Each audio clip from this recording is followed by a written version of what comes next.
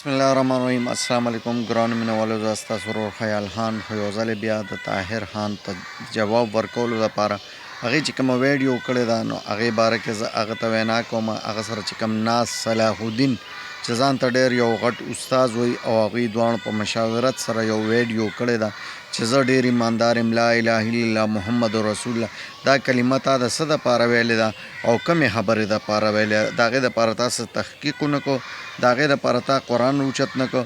تا د جنید خان په کیس کې پتا کوم الزامونه دي د هغې لیسټ وښایه، تا د پلانکي نوم هغه هغه پرېږده، ته جنید خان سره مخامخ کښېنه، د جنید خان د خولې نه دا خبره روباسه چې او ما تا ته څومره پیسې درکړي دي او تا له راغلي څومره دي. بیا تا ووې چې دغه هلک بچ کېدو والا نو ډاکټر ووې تا به له خپله ویډیو کړې وه که هغه بچ کېده او که نه بچ کېده، تا به خپله د خپلې حیثې کار کړی و، تا خو ویډیو هسې هم کړې وه خو تا ته پکې څه پیدا نه وه، تا ته دا پته وه چې دې مري نو ما ته به خلک پیسې رونه لېږي. د دې دپاره ته مړه ډېر ذلیل یې، نور خلک پرېږده،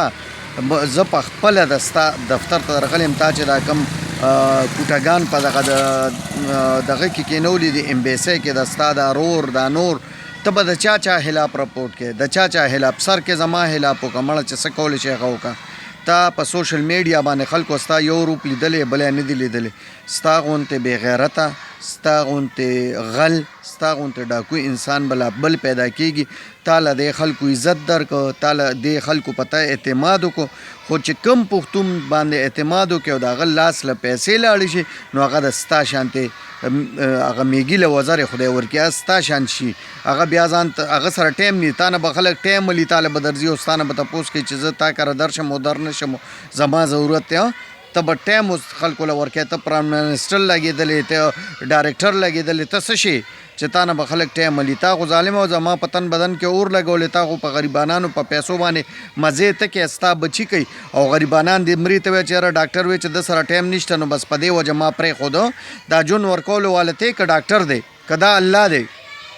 ظالمه غول غوشان مخره. تا چې دا څنګه ویډیو کړی که نه دا ویډیو نه څوک مني خو ډېر بې وقوفه شته په دنیا کې او خاص کر په عرب ممالک کې چې یاره هغوی د ستا په دې سپینې او نیازبینو خبرو باندې دوکه شي، خو زمونږ شانتې خلک نه شي دوکه کېدی. علب خان بالکل صحیح ویلي او هغه ستا په کردار باندې ړومبي نشه کړو چې ته د غریبو حق وی او هغه دا اواز اوچت کړو خو چا نه منله، مسافر هم نه منله، خو نن واقع ده حقیقت ښکاره شو چې علب خان څه ویلي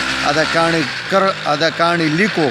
ځکه چې نن دنیا ته ښکاره شو چې ستا نه بل غټ کرپشن والا څوک نشته. او زه هم ټول هغه کسانو ته درخواست کوم چې چا دله د جنید خان په کیس کې پیسې ورکړي چې هغې دې مهرباني وکړي، هغې خو خپل ځان نه شو کوي خو هغې د خپل نومونه په فیسبوک او په سوشل میډیا هغه خپلې پیسې ښکاره کړي چې ده ته تاسو څومره ډونیشن ورکړی دی. ښاد او آباد اوسئ، خوشحاله اوسئ او دا ویډیو سره مخکې زیات نه زیات شیر کړئ. والسلام.